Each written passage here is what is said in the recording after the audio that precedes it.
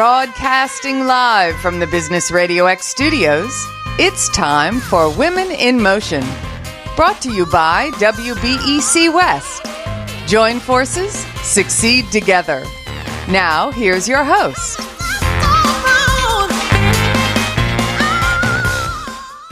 Lee Kantor here, another episode of Women in Motion, and this is going to be a good one. But before we get started, it's important to recognize our sponsor, WBEC West. Without them, we couldn't be sharing these important stories.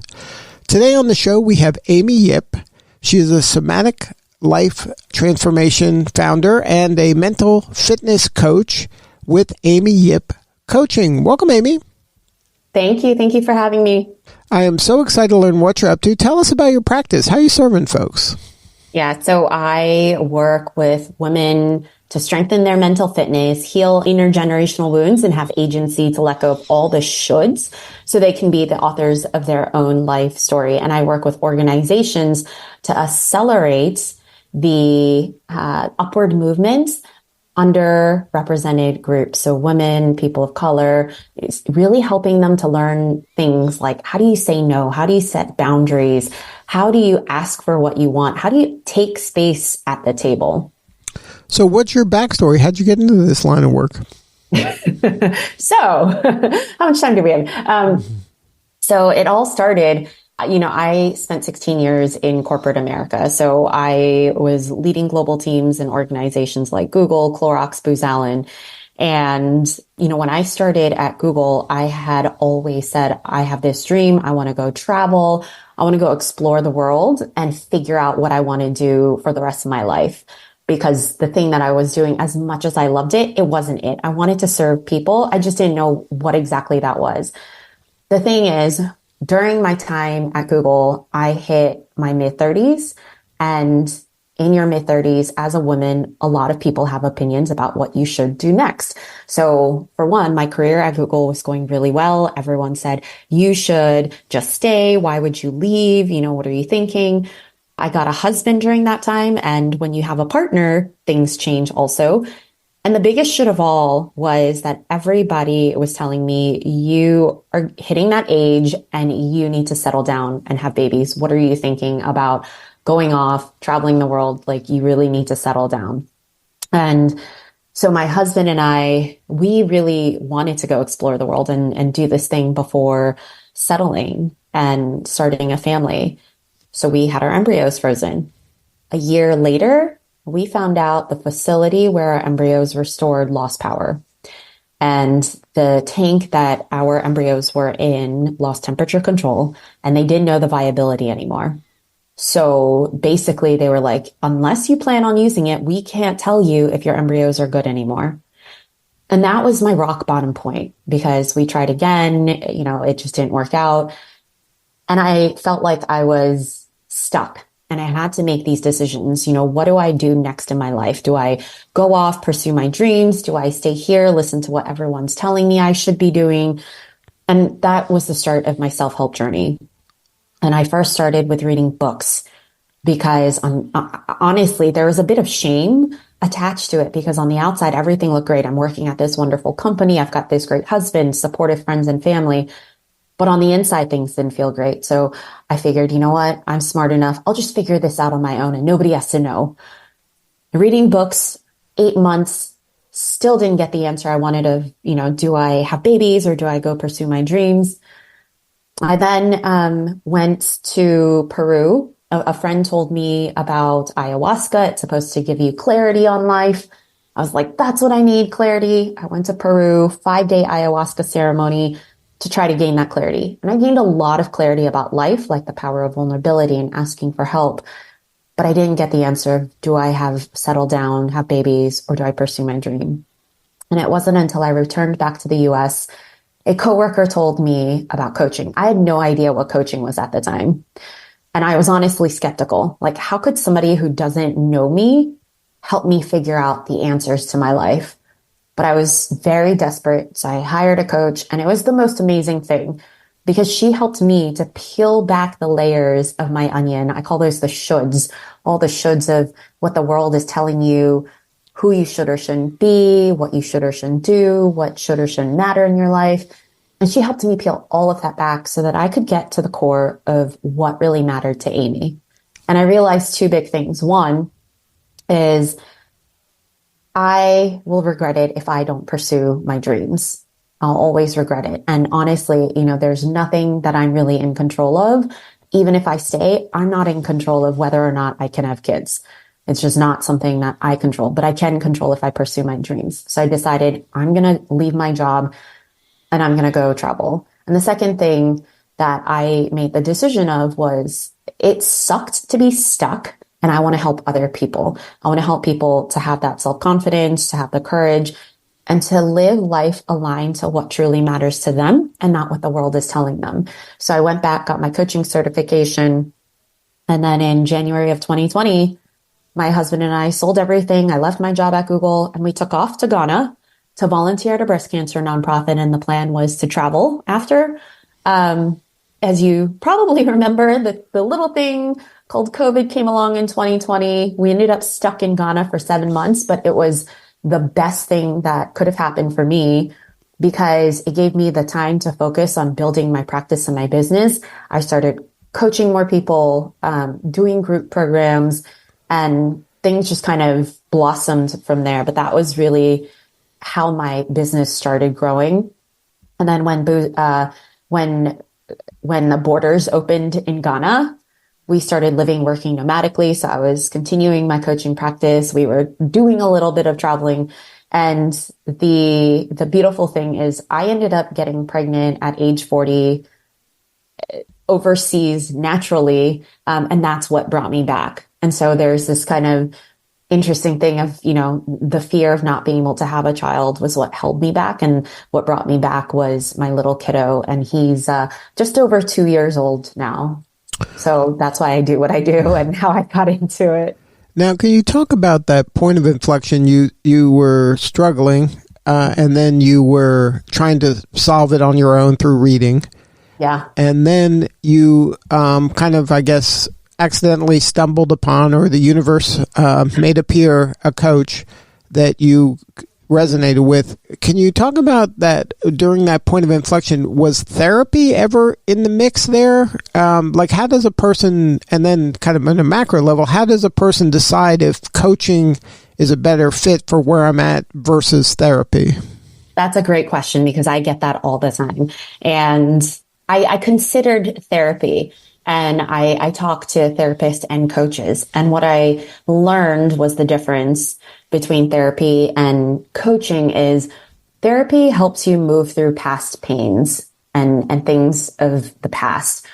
Whereas coaching is very forward looking and goal oriented. So the analogy that I often use is riding a bike. If you're in therapy, a therapist will talk to you about a bike until you're comfortable talking about it, maybe showing you a photo until you're comfortable looking at it, and maybe eventually bringing a bike into the room until you're comfortable with it in the room, touching it, and eventually sitting on it. Whereas a coach talks to you about, well, what are your goals with the bike? Where are you trying to head? And maybe you're not totally clear. They put you on a bike, you head off in the direction maybe you think you're going. The coach will take photos and videos and watch how you're biking, and you come back and they'll show you. So it's almost like mirroring and reflecting back and showing you what they notice. Maybe they'll see that you're carrying a backpack that's holding you back, and we might dig into the backpack and pull some of the things out that you don't need anymore that's holding you back from going there. We'll share your learnings, put you back on the bike, and go off again. But it's very much goal oriented. You can also think about a coach almost like a sports coach, right? They see your strengths, your opportunities, and they can mirror that back and tell you about it and help you work on that to get to a goal or an objective. Now, in your corporate world, did you ever have a coach there? I'm sure you had mentors and there was people that were trying to help you be a better you in the corporate sense. Was coaching part of that experience? I never had a coach. So when my coworker told me about coaching, it was the first time I'd ever heard of coaching, no idea what it was. And I do a lot of research on, well, what exactly is this coaching thing, right? Because I've had sponsors, I've had mentors, but I've never had a coach. And so that was my first experience with coaching. And then when you went through it, you just kind of got lucky that it was a right fit, that first coach worked out? So this is what I always tell people. All coaches have an initial, every coach calls it something different, but it's a chemistry call or a discovery call. And it really is like a matchmaking session.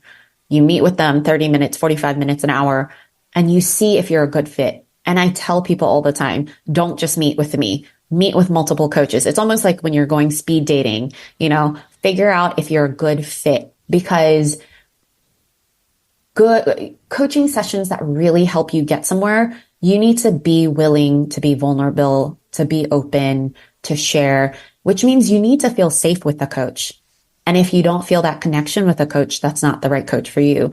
And you also have to make sure that the coach is willing to tell you the same thing of, hey, I don't think we're a good fit, but hey, here are these other coaches that I could recommend to you. So is it something that if you were to give advice to a person who's never done coaching before, like you were in that same boat there, you can tell in a short period of time, like, should you just trust your gut when it comes to this? Or is there certain things that would have been red flags for you, or certain things that were green flags? Like, okay, this has a chance of working.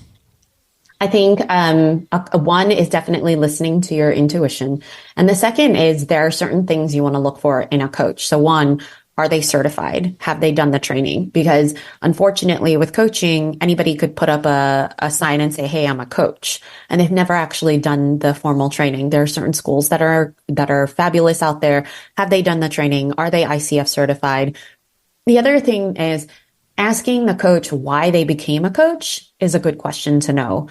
And the third is asking the coach whether or not they are working with a coach, and their history of working with a coach, and also what self-work they're doing themselves, because the work continues. And as a coach, I continue to do my own work. I continue to work with coaches myself. And I have seen therapists, like when I needed a therapist, I saw a therapist. When I needed a coach, I saw a coach. But are they continuing to grow and develop themselves?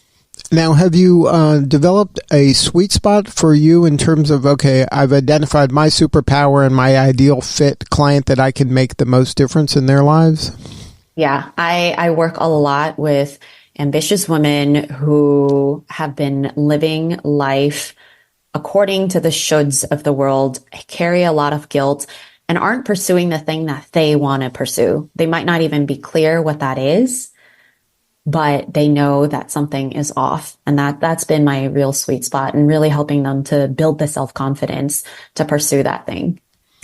So what does like an early call with you look like? How do you kind of dig in there? And for the, again, I'm trying to paint a picture for the person who's on the fence about this. Like, it sounds like you early on, there was an itch you were trying to scratch, you weren't sure, and you were kind of feeling around. And then you had somebody that was the right Sherpa to help you kind of connect some dots, and that really transformed your life.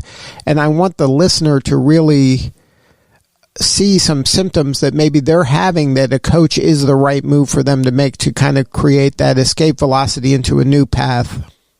Yeah. So around the initial call with me, the chemistry call, we talk through what coaching is and isn't, just because there are people that come with like, I'm not sure exactly what coaching is. So I talk through what is coaching, what is it not. For example, coaching is not therapy. It is not advice giving. People come and think that I'm just going to give them advice, and it's not that. Because, for example, a lot of people say they want to get healthy. And if I were to ask you, do you know what it takes to get healthy? Everybody knows, you sleep 8 hours, drink water, eat healthy, get movement. And so what gets in people's way? It's not lack of advice or knowledge. It is figuring out what are the specific obstacles that are in your way that hold you back from where you're trying to go. And so coaching is very much around that, right? What are your specific obstacles, and how do I partner with you to navigate that, versus me just telling you what to do? So in the initial chemistry call, we talk through what coaching is and isn't. And a lot of that session is really understanding, where are you today? Where do you think you're trying to go? Like, what are you hoping for out of coaching? And understanding the barriers to get there. And then I share like what it's like to work with me, and we decide, are we a good fit? And then, so there's a lot more questions than answers, right? You're trying to help them uncover the path. Yeah. And with all of coaching, it's all about questions. It really is, because all of us have the answers within us. And the coach is more like a mirror. I hold up the mirror and you get to see things that you might not have seen, or maybe things you don't want to look at or you haven't noticed.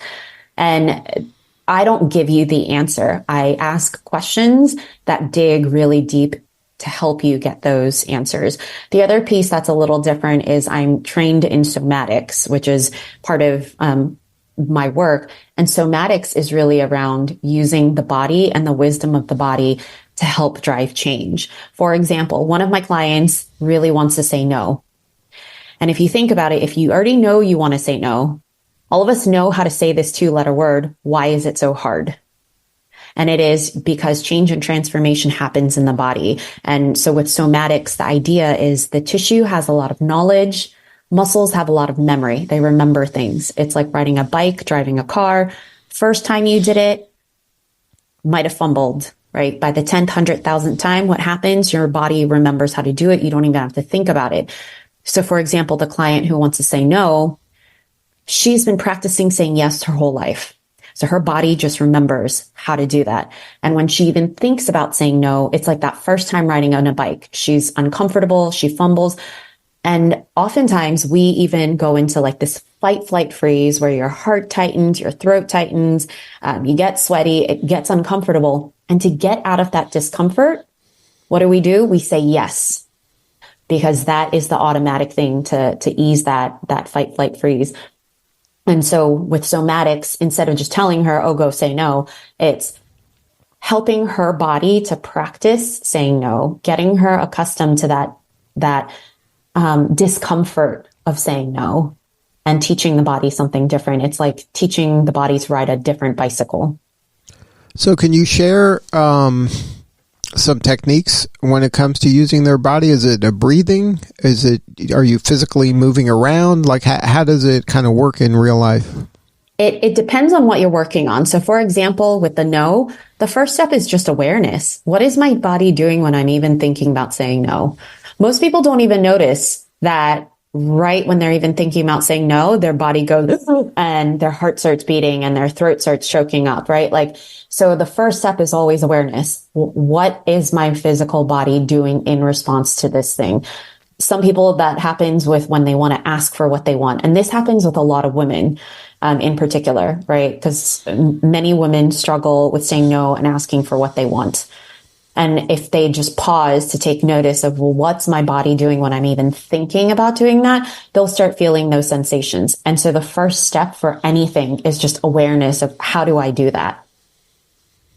And It's like if you were playing a sport and you had a bad technique, right? Your coach will help you point it out. And so the first step is becoming aware that, oh, I've got this technique that isn't working. Right. And then the thing is that you've been doing it on autopilot for so long, you're not even noticing kind of the nuance to what you are doing. Exactly. And so the first step with the coaching is like, let's become aware of what we're doing.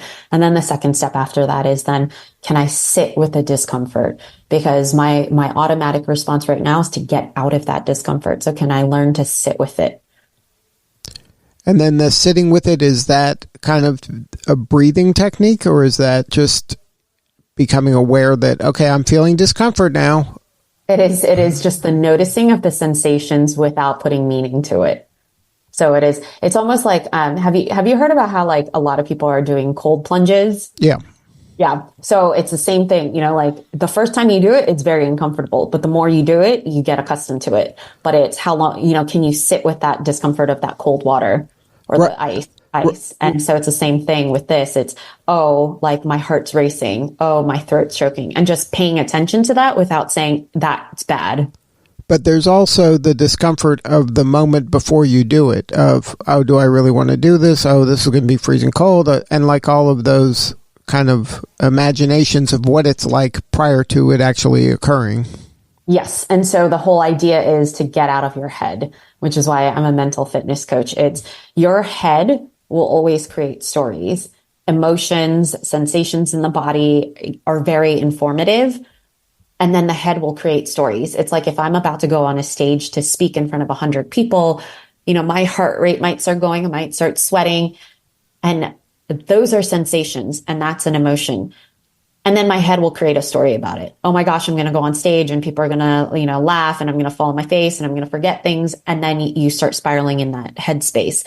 So the whole idea is, how do I get out of the headspace into just feeling those sensations without creating the stories?